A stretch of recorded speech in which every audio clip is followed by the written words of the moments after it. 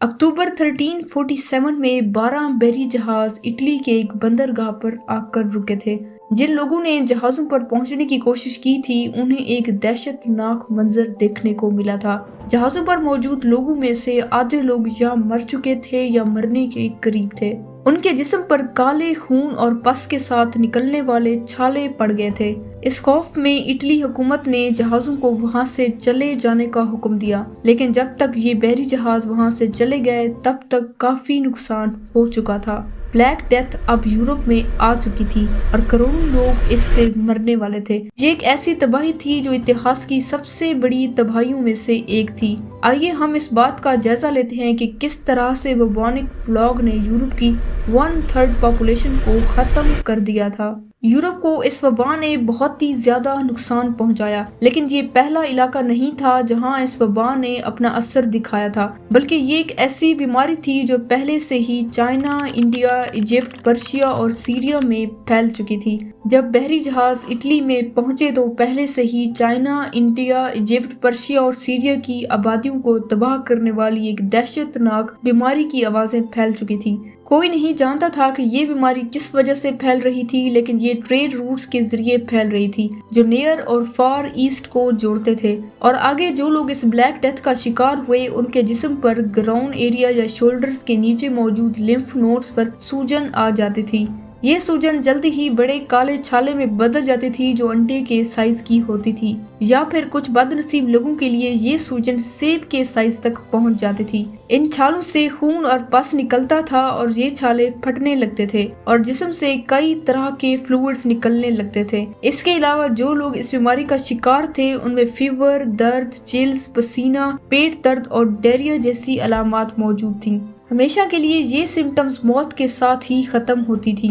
जिन्होंने भी इस बीमारी के असर को अपनी आंखों से देखा था उनका कहना था कि इस बीमारी को एक आदमी से दूसरे आदमी में पहुंचने के लिए बस थोड़ा सा बॉडी कांटेक्ट काफी था। यानी कि अगर कोई आदमी इस बीमारी में मुब्तला इंसान के कपड़ों को छूता था तो वो भी इस बीमारी का शिकार हो जाता था। हालांकि जहां तक इतिहास की बात है उस वक्त बीमारी के फैलने की वजूहात समझ में नहीं आ रही थी, इसलिए बहुत से लोग इस बीमारी से खुद को नहीं बचा सकते थे। वो आइलैंड जो समंदर के जरिए यूरोप से कनेक्ट थे वो भी इस वबा से नहीं बच सकते थे। इस वबा के जिम्मेदार बैक्टीरियम ने यूरोप के हर शहर के डिफेंस को तोड़ दिया था और जो लोग एक दिन में बिल्कुल सेहतमंद थे वो कुछ दिनों में ही मर जाते थे। कुछ लोग तो 2 हफ्तों तक इस बीमारी का मुकाबला करते थे, लेकिन फिर भी मौत ही उनका अंजाम होती थी। मुश्किलात को और भी बढ़ाते हुए जो लोग इस बीमारी का शिकार होते थे आमतौर पर पहले कुछ दिनों तक उनके अंदर कोई अलामतें जाहिर नहीं होती थीं और इसलिए कोई भी ये नहीं जानता था कि उन्हें ये बीमारी लग चुकी है। इसका मतलब ये था कि उन्हें सोसाइटी से अलग करने का काम उस वक्त पर बिल्कुल मुश्किल था। जो लोग अपने आप को बचाने के लिए मुल्क के अंदर भागने की कोशिश करते थे वो भी वहाँ पर सेफ नहीं थे। इस खतरनाक वबा यानी प्लेग ने लाइफ स्टॉक को भी तबाह कर दिया था और पिग्स, कॉज, चिकन्स, बकरियां और शीप भी एक बहुत ही खतरनाक मौत से मर गए थे। ये इतनी बड़ी मुश्किल थी जिसकी वजह से पूरे कॉन्टिनेंट में वूल की कमी हो गई थी, जबकि कई यूरोपियन इलाकों में मौत की परसेंटेज लगभग 30% थी और इटालियन शहर फ्लोरेंस के अंदर 90% लोग मर गए थे।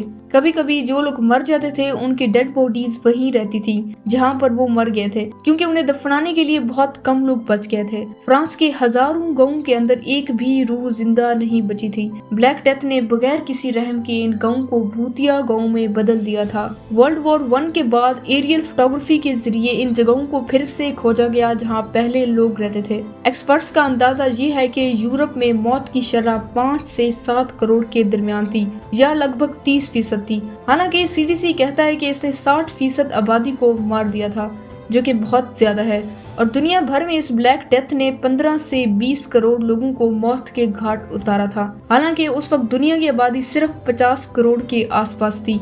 इस खतरनाक वबा ने 1347 से 1351 तक यूरोप के अंदर अपनी तबाही दिखाई थी, इसलिए लगभग आधे या कुछ ज्यादा लोग मर गए थे। तो ये कैसे पॉसिबल हो गया कि ब्लैक डेथ इतनी जल्दी फैल गई और इतने ज्यादा लोगों और जानवरों को मार दिया? क्योंकि पहले 13th सेंचुरी में साइंटिफिक नॉलेज की कमी थी और लोगों को इस वबा की वजह या इसके फैलाव के तरीकों की समझ नहीं थी, और मेडिकल फील्ड के लोगों ने इसके इलाज की कोशिश में भी बहुत सी गलतियां की थी। आप लोगों के दिमाग में एक सवाल होगा, आखिर ये खतरनाक बीमारी किस तरह से फैलती है?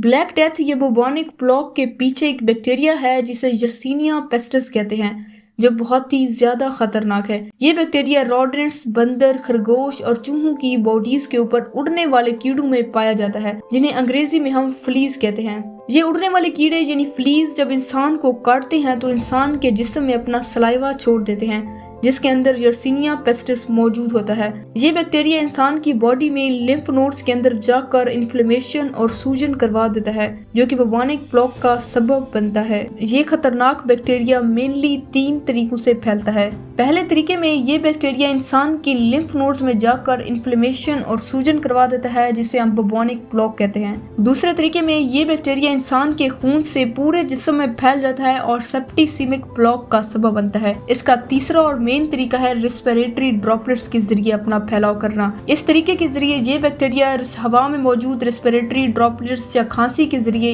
एक इंसान से दूसरे इंसान में चला जाता है। इस तरीके से फैलाव बहुत ज्यादा तेज होता है। इसकी वजह से ये बैक्टीरिया न्यूमोनिक प्लॉग कॉज करता है। लेकिन साइंटिफिक फील्ड के बहुत से लोगों का कहना है कि ब्लैक डेथ की वजह अर्बन रैट्स और उसके ऊपर पाए जाने वाले फ्लीज हैं। इस बात का एक सबूत ये है कि रैट्स में लोगों जैसी अलामतें देखी गई हैं और मॉडर्न डे में इस प्लॉग के जो केसेस रिपोर्ट हुए हैं उनके जिस्मों पर फ्लीज के काटे जाने के निशान मौजूद थे। इस नए दौर में आउटब्रेक्स अक्सर रैट फॉल्स के बाद होती हैं या जब रैट्स की रिकॉर्ड पॉपुलेशन कम हो जाती है। इसलिए सबसे ज्यादा स्ट्रॉन्ग थ्योरी ये है कि ब्लैक डेथ की शुरुआत तब हुई जब रैट्स में ये वबा फैल चुकी थी और उनके मरने के बाद उनकी फ्लीज ने अपने नए होस्ट के ब्लड की तलाश शुरू कर दी, जो कि मेजॉरिटी इंसान थे। जब ये फ्लीज इंसान को काटती थीं तो ये जानलेवा बैक्टीरिया इंसान की बॉडी में आ जाता था। इस नजरिए को देखते हुए 13th सेंचुरी के दरमियान में जहाज के ऊपर रोडेंट्स और रैट्स मौजूद थे और इन डेथ शिप्स के इटली में पहुंचने के बाद प्लॉग ने यूरोप की कई बंदरगाहों और अफ्रीका के नॉर्दर्न पार्ट्स तक फैलने की वजह से एक ट्रेड रूट को अपनाया था।